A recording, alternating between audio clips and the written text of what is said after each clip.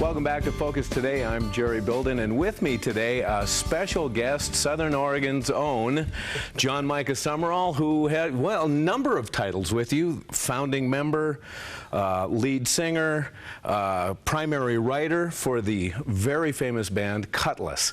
Welcome, Jon. Yeah, thanks for having me. Good to have you. Now, you guys, you know, you've been doing this for a number of years, and the albums just keep rolling out, and you have a new one. Yeah, brand new record. It's called Surrender. Right. It came out just a few weeks back, and really excited about it. Tell me about the title. Well, we're not very good at naming records. Okay. Generally. Okay. Everyone's like, how do you name your record, you know? And so typically we pick a song that we like and then we name the record after it, right? But this one we felt like really had a theme throughout the record, and a lot of it was just kind of what I was going through in my own personal life as we were writing these songs. And you know, these songs oftentimes come kind of from our own thoughts and feelings and emotions and things we're going through. And I like to say they're oftentimes kind of like a journal for us. You know, it's a reflection of our lives, which is why we get really defensive if you criticize it. You can't criticize my journal. Come on. Sure. But anyways, this whole record process, as I was writing songs and working on you know, lyrics and things like that, I found myself just in life in a place where God was really requiring me to trust Him and to let go. And what consistently would happen is I would have kind of difficult times, difficult things would happen, difficult circumstances. And traditionally, I'm the kind of person that's like, all right, let's figure this out, let's roll up our sleeves, let's muscle through this thing, you know? And I've kind of lived my life that way for years and years and years.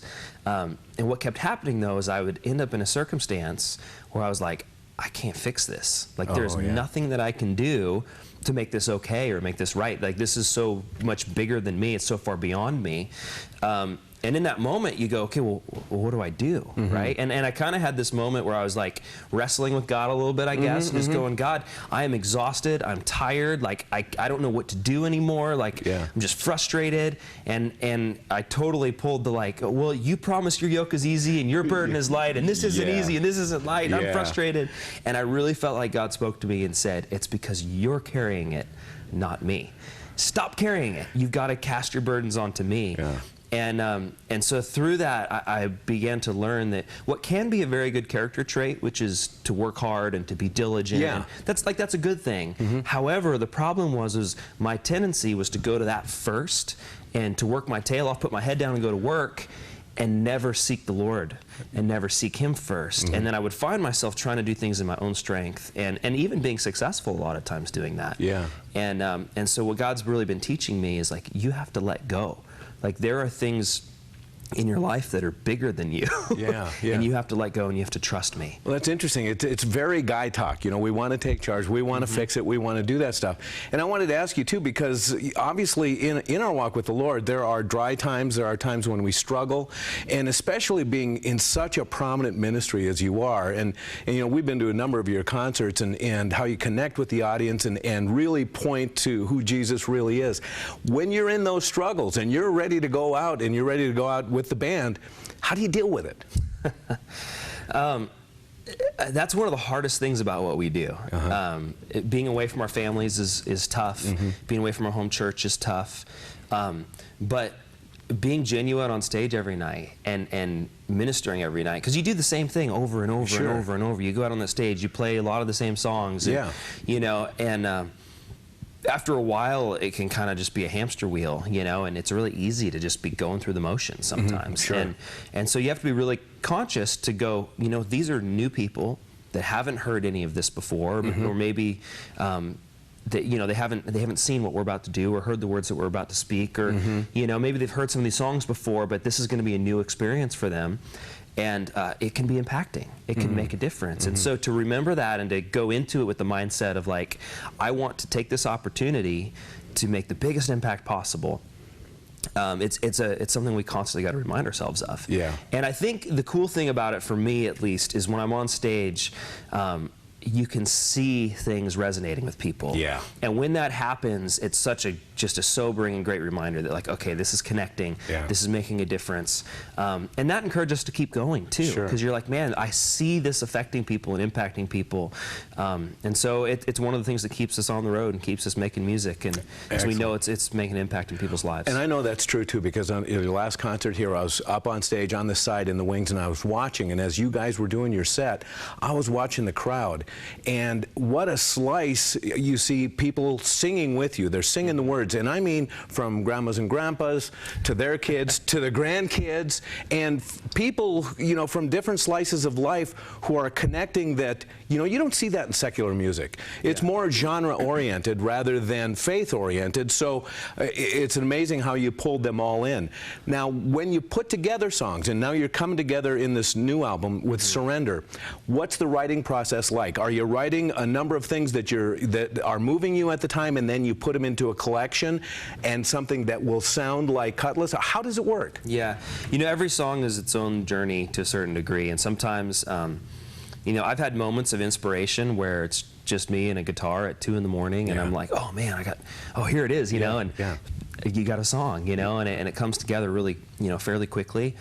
I've had other times that I've labored over a song, and it's just not right, and I keep coming back to it, and it's like, I know there's a great song here, but I just can't find it, you know. And then other times, one of the things that's been really interesting for me after, you know, been in the music industry now for a while, is sometimes I just have to schedule songwriting time. Oh, sure. Because life gets so busy, and we're traveling on the road, and there's a lot of things going on. Sometimes I just have to, like, say, okay, this is songwriting time. This is my block of time where I'm going to dive in, and I'm just going to focus. And so usually a couple times a year, I'll go out to Nashville, and I'll set up co-writes with other guys that are songwriters in the industry, and we'll get together, and sometimes we'll just hang out at a studio or someone's house.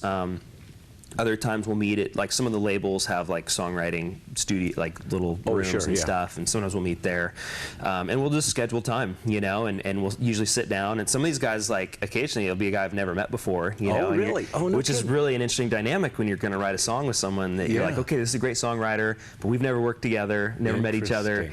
Let's see how this goes. And sometimes you get in there, and it's like, okay, hi, nice to meet you. Okay, now let's pour our hearts out. Like, this is kinda, Yeah, I don't know you, but what's on your heart? It's kind of crazy. So you talk about that, like, hey, what's God's been showing you? What are you going through?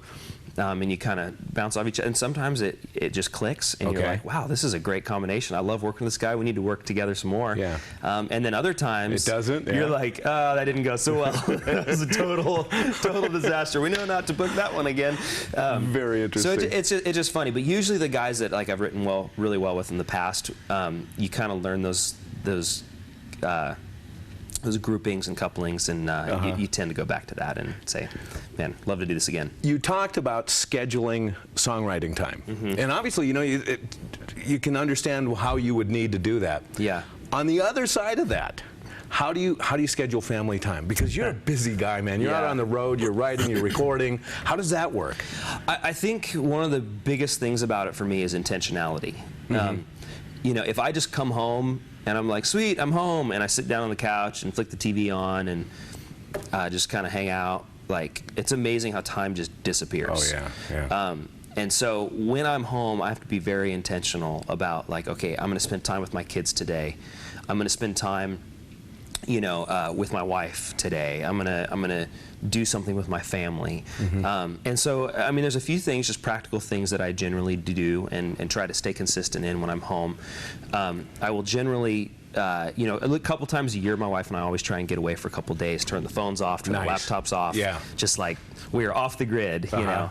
I also, you know, try and make sure I'm spending time with my son. He loves playing soccer, which is right in my wheelhouse. So I play soccer with him. We've been going hunting a lot together lately, which has been really fun. Just going up in the mountains and going hunting together, and just good father-son time, you know. And then with my daughter, she loves doing daddy dates, and so we'll, you know, we'll just go somewhere and have lunch and hang out, and, you know, she loves going, like, the family fun center or to the park. You know, so I don't think she's ever been ice skating, so I think this winter we might need to do, like, the quintessential How old is Christmas she? ice skating. She's 6. Okay, ski or snowboard? What's she gonna do? She's been learning skis. Okay. Yeah, she's working on it. Cool. And my son skis as well. Nice. I'm starting on skis because that's what I started on. And Yeah. I think skiing's kind of harder to learn, you know. So Yeah. we gotta get them going on that. And then if they want to snowboard, Right. I do both. I've done both. Right. You know, so that's cool. Then they'll know how to do both. All but, right. It's been That's really pretty fun healthy. teaching We them. always say Yeah. if it's sliding down on snow, it's got to be Yeah. good. All right, you've been singer of Kutless for a long time, founding member. Yeah. I mean, this has been going on for a few years, very successfully. Now, this Surrender is your 10th album? Yeah, I think it's our 9th studio release. And then, But then we have a live CD, Right. and DVD, and then we also have a Christmas EP, and then we have a few kind of compilation CDs. And well, plus you have a solo effort. Yes, yeah. And that was quite a different slice of what we'd expect out of you. Yeah, so I think it was last February, I put out a record called Faith and Family, and it's total acoustic. Yeah. You know, Kutless is known for kind of driving rock guitars, you know?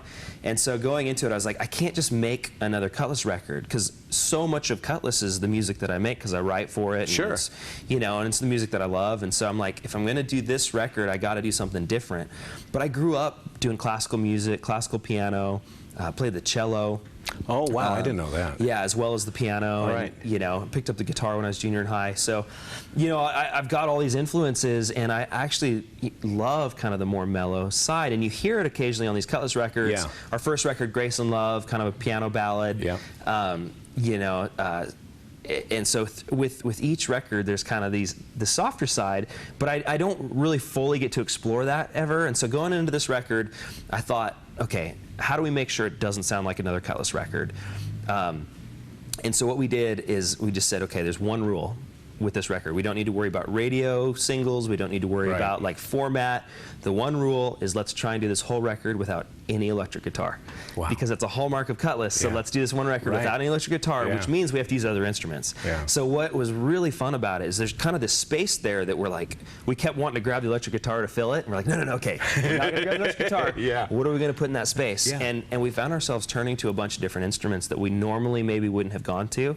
It was really fun. Like just kind of filling, it was a surprise. the gap. I mean, it was a pleasant surprise. Yeah, and I loved it. It was just a great change of pace for me, kind of cleansing the creative palette, I guess, a little bit, and just real acoustic-y, and you know, lots of piano, lots of guitar. I played the cello on it as well. I just dusted off the old cello chops. Well, and I'll tell you, it's a really great album. Thank you. In our last 30 seconds, sometimes people come to a Kutless concert expecting to see certain things. What would you like a person who has been to a Kutless concert to walk away with? Man, I guess there's one thing that we've been really focusing on lately, and that is sharing the gospel. We really want people to know that God loves them, that He died for them, that their sins are forgiven, and all they have to do is say yes, you know. And so that's, I would say that has been more and more like what we're focusing on. Yeah. But through the entire experience, I hope that people are encouraged and drawn closer to God. There's a lot of believers that come to our concerts, and I hope that their time together while we're on stage is a time that they're encouraged in their walks with God, that they're able to worship, that they're able to have a good time, but most importantly, that they're reminded that God loves them personally and individually and wants to have a relationship with them. Well, that's what it's all about, and it's certainly working. Kutless's Jon Micah Sumrall. The new album is Surrender. Thank you for coming and joining us. Absolutely. Come visit us anytime. Yeah, thanks so much Have great for having me. holidays. And we'll be back with more Focus Today after this. Hi, I'm Paulina, and I work at theDove TV. Did you know that when you support theDove TV, you have a profound impact, not only in our community, but around the world? It's your continued support that takes the inspiration and hope in the programs we produce and makes them available to the thousands of people who are watching these videos online every week. Help bring encouragement and hope to our valley and beyond by making a secure online donation today at our website, thedove.us.